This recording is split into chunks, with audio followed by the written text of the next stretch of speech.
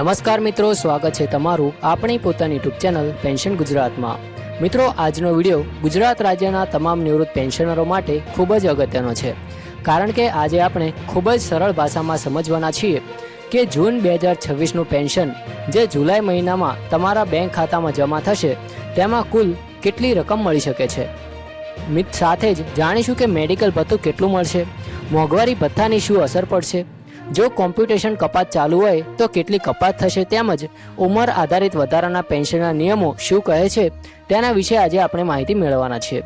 તો મિત્રો, વિડીયો શરૂ કરતા પહેલાં આપ સૌને એક નમ્ર વિનંતી છે, જો તમે અમારી ચેનલ પર નવા હોય તો અત્યારે ચેનલને સબસ્ક્રાઇબ કરી દેજો અને બાજુમાં આવેલ બેલ આઇકનને પણ જરૂરથી દબાવી દેજો, જેથી પેન્શન, ડીઆર, મેડિકલ ભથ્થું, 8મું પગાર પંચ તેમજ સરકારના તમામ મહત્વના પરિપત્રોની માહિતી સૌથી પહેલાં તમને મળી રહે। વિડીયો ગમે તો લાઇક અને શેર કરવાનું ભૂલશો નહીં। તો મિત્રો, ચાલો વિગતવાર માહિતી શરૂ કરીએ। તો મિત્રો, સૌપ્રથમ વાત કરીએ કે જુલાઈ મહિનામાં તમારા ખાતામાં જમા થનારા પેન્શનની ગણતરી કેવી રીતે થાય છે। તો પેન્શનની રકમમાં મુખ્યત્વે 4 બાબતો મહત્વની હોય છે। પ્રથમ તમારું મૂળ પેન્શન, બીજું છે મોંઘવારી ભથ્થું એટલે કે ડીઆર, ત્રીજું છે મેડિકલ ભથ્થું અને ચોથું જો કોમ્પ્યુટેશનની કપાત ચાલુ હોય તો તેની કપાત બાદની અંતિમ ચૂકવણી। એટલે દરેક પેન્શનરની અંતિમ રકમ અલગ અલગ હોઈ શકે છે, કારણ કે દરેકનું મૂળ પેન્શન અને કપાત અલગ અલગ હોય છે। હવે મિત્રો, આપણે વાત કરીએ મેડિકલ ભથ્થા વિશે। તો હાલમાં ઘણા પેન્શનરોને દર મહિને ₹1000 મેડિકલ ભથ્થું આપવામાં આવે છે।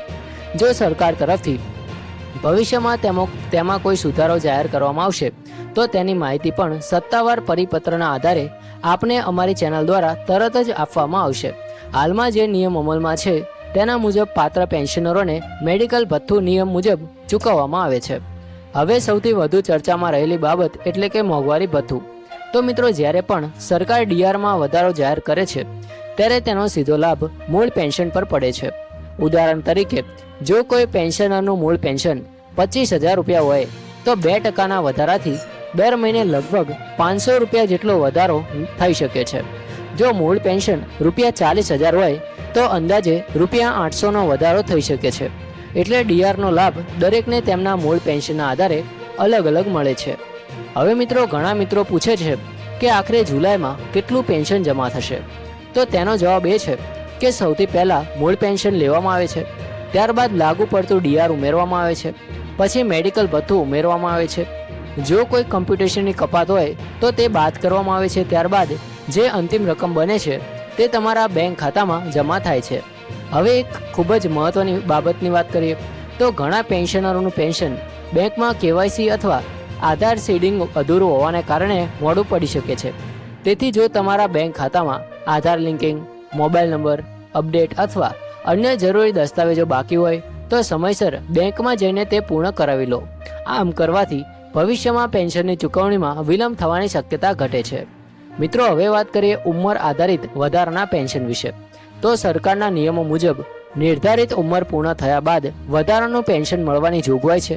સામાન્ય રીતે 80 વર્ષ પૂર્ણ થયા બાદ વધારાના પેન્શનની શરૂઆત થાય છે।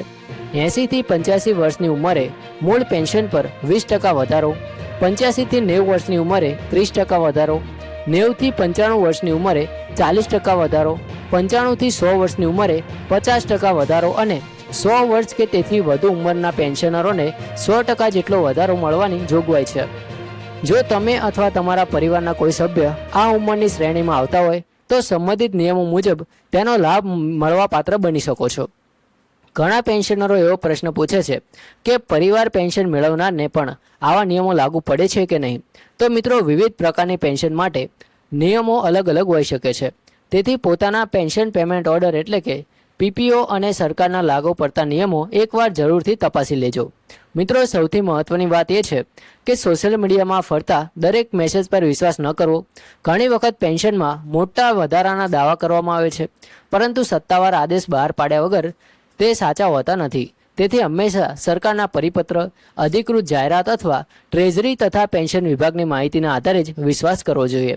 તો મિત્રો, હવે ખૂબ જ મહત્વની વાત સમજીએ તો ઘણા પેન્શનર મિત્રો વારંવાર એવો પ્રશ્ન પૂછતા હોય છે કે આખરે પેન્શનની રકમ દર મહિને એક સરખી કેમ નથી આવતી। તો મિત્રો, તેનું સૌથી મોટું કારણ એ છે કે દરેક પેન્શનરની સર્વિસ અલગ અલગ હોય છે, નિવૃત્તિની તારીખ અલગ અલગ હોય છે, મૂળ પેન્શન પણ અલગ અલગ હોય છે અને કમ્પ્યુટેશનની કપાત પણ અલગ અલગ હોય છે. તેથી જો કોઈ તમારા ઓળખીતાને તમારા કરતાં વધારે અથવા ઓછી પેન્શન મળે તો તેમાં ગભરાવાની જરૂર હોતી નથી. દરેક કેસ અલગ અલગ હોય છે અને સરકારના નિયમો પ્રમાણે જ પેન્શનની ગણતરી કરવામાં આવે છે. મિત્રો, જો તમે તમારું પેન્શન ચેક કરવા માંગતા હોય તો દર મહિને બેંકમાં જવાની જરૂર પણ નથી.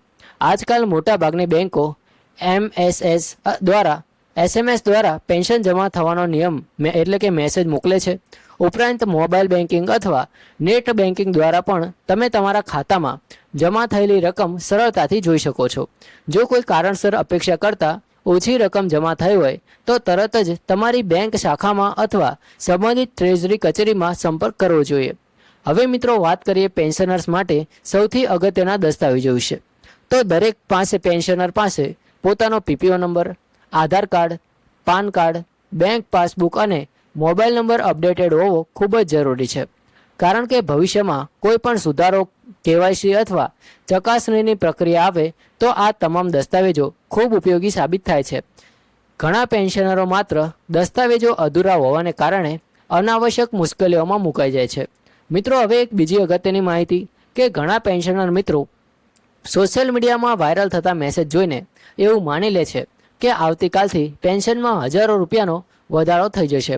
પરંતુ હકીકત એ છે કે જ્યાં સુધી સરકાર તરફથી સત્તાવાર પરિપત્ર બહાર પડતો નથી ત્યાં સુધી કોઈ પણ મેસેજને સાચો માની લેવું યોગ્ય નથી.